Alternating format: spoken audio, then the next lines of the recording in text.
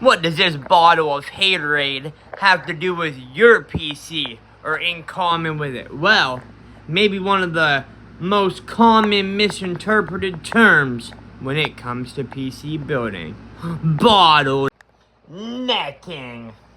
So, what is it and how do you know if you're haterading? I mean bottlenecking. Well, it gets its terminology based on the small hole in the bottle, and when you go to dump the fluid out, it goes at a slower rate depending how small the hole is.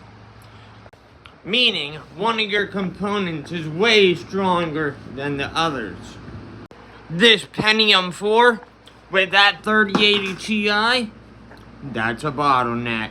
So, how do you know? Well, go to pc-builds.com calculators and it's right there.